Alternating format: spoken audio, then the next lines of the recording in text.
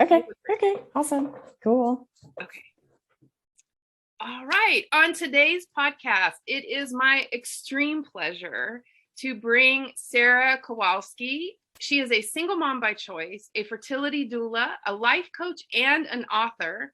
She coaches women who are struggling to conceive a child when it's not taking shape as planned, either because of the lack of a partner or because of fertility issues. So, welcome to Define the Narrative, Sarah. Thank you so much for having me. I'm excited to be here. Excellent. So let's get started. You have a book, you're a published author. Can you tell us a little bit about your book? Sure. Yeah. So my book and my business are called Motherhood Reimagined. And I really started writing it as like a way to process my own grief and my own process as I grappled with, did I want to be a mother if it meant having to do it alone? And then sort of later on grappling with, did I want to be a mother if it meant using donor eggs? Because that was what came to light fairly quickly.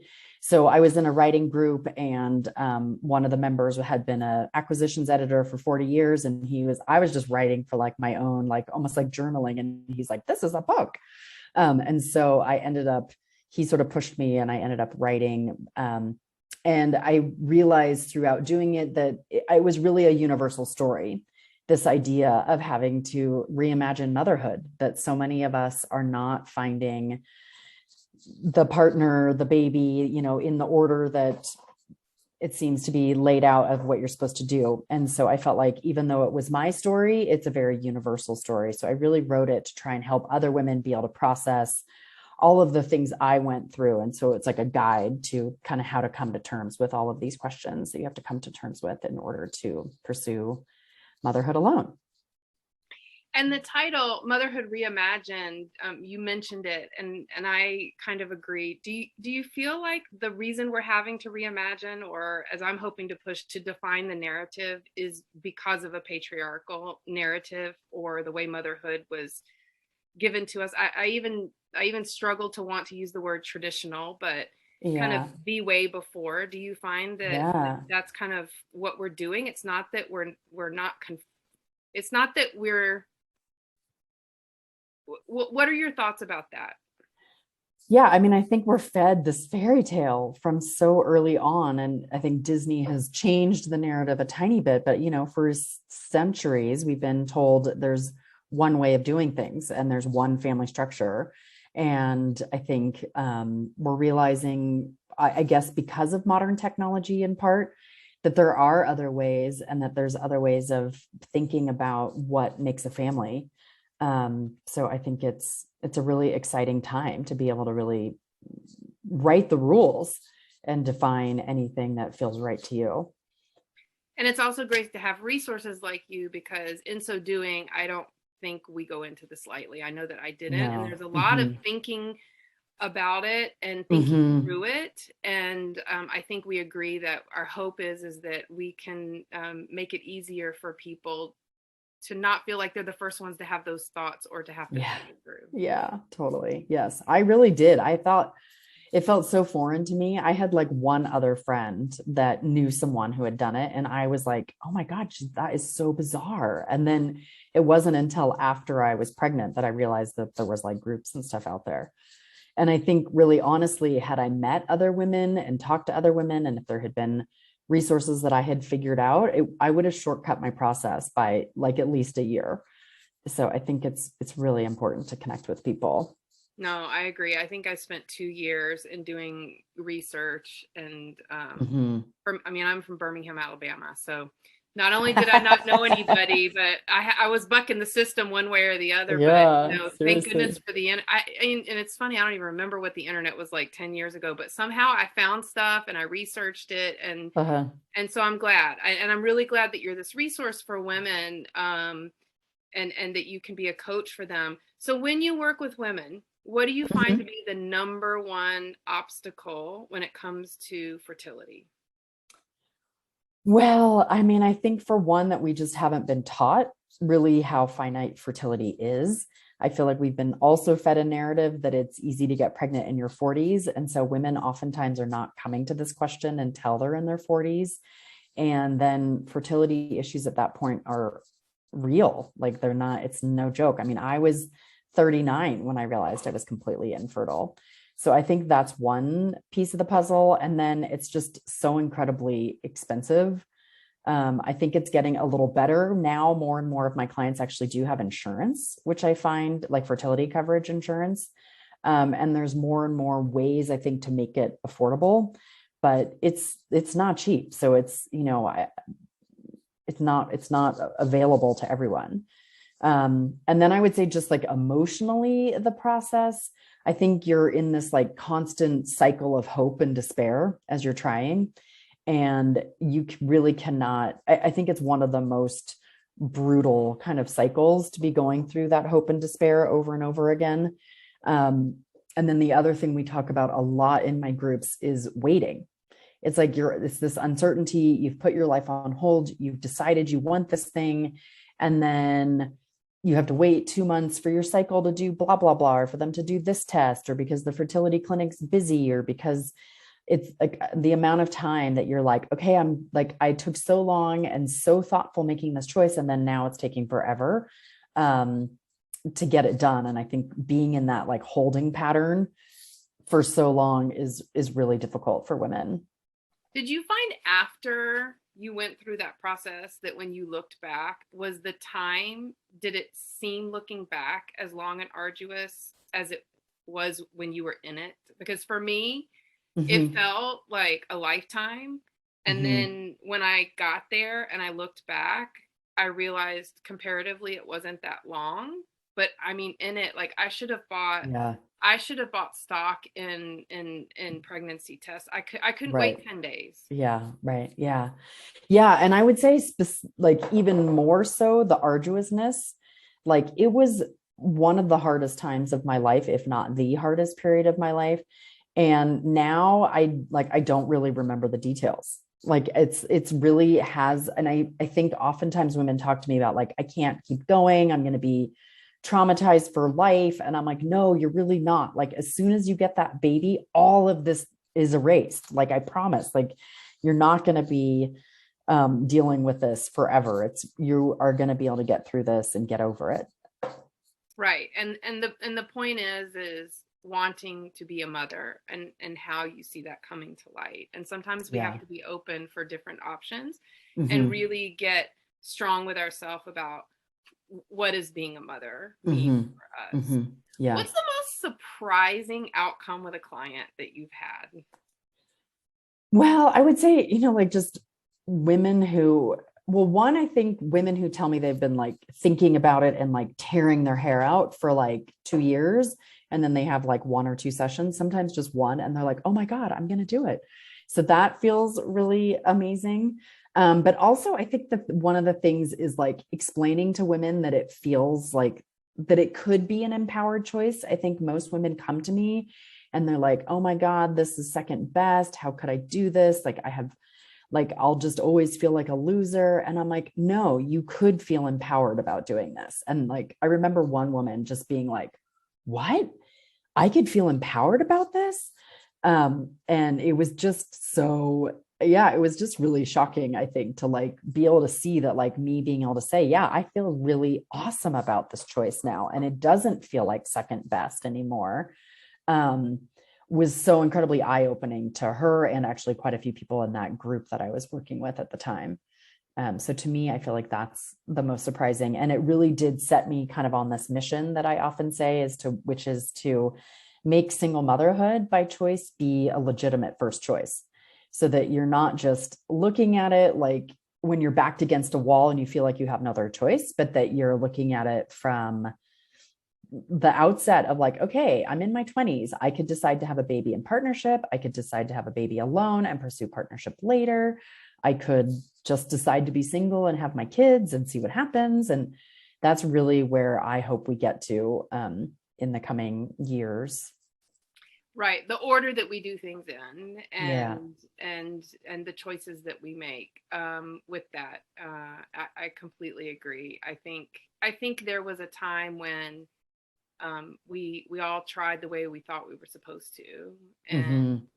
and for me it was like I tried, I tried Mhm. it this way, I waited for Right. 5 years, Right. and it's like I did the best I could, and now there's a Mhm. time issue. And I really like that idea because of it being a first choice, because I I might have done things completely different. Mhm. But it is what it is. I think there are a lot of women, and I'm sure you agree, as we become more self-sufficient, we are able to Mhm. make choices about how we Yeah. want to go about it. And there's so many mixed families and divorced people and all of that. Yep. There's an Yeah. option for everybody. Yeah. For sure. Okay, hold on, I dropped my paper. Sure. uh, yeah, part of my thing is we're in a one-bedroom apartment, and I Yeah. make a ridiculous amount of money. Okay, let me see. Um, so, what suggestion, you mentioned the financial concern. Mhm. What suggestions might you offer a woman who really doesn't have the financial means to pursue much beyond a few IUIs? Yeah, well, I think one thing that is still oftentimes in reach is going abroad, which is what I did for egg donation because it was like a fraction, I can't even, of the cost. So you can often do IVF for like $5,000 in some of these other countries, sometimes even less. Um, Obviously, that's still a lot of money for a lot of people. I would say an embryo donation is another avenue because there's all of these embryos that basically have been created that people don't know what to do with. And more so, there's programs for having those donated. And usually there oftentimes is no money exchanged. So it's just sort of the cost of a transfer. And then if you do that abroad, that's even cheaper. Um, and then I would say looking at like fostering to adopt, I think is probably one of the cheapest ways and one of the more accessible ways to do this. I think it's not without its challenges, but it is an option. Right, definitely. And there's some women who choose that. We have a podcast that's coming up of someone who, I encouraged her in this pathway, and Mm-hmm. she did not want it square on. And then Mm-hmm. she found herself fostering a 7 and 8-year-old, and she's now the mom of two. And it was Nice. it That's was the awesome. perfect it was the perfect pathway to Yeah. being a single mother by choice for her. Yeah. So everyone defines their narrative that way. Yeah, for sure. And I think you have to like explore everything and really see, I think kind of get past that initial, like, no, I don't want that. And then kind of push yourself or have someone, a guide to help you kind of push yourself beyond that to keep exploring and kind of trying it on and answering. Like, I think we often have assumptions that we need to play around with and make sure, like, is that assumption really real, so that we can get past those blocks and open up ideas that we never even thought possible. Right, right. I've been hearing a lot. The freezing of women's eggs has really come a long Sure. way in the last 10 years. Yeah. And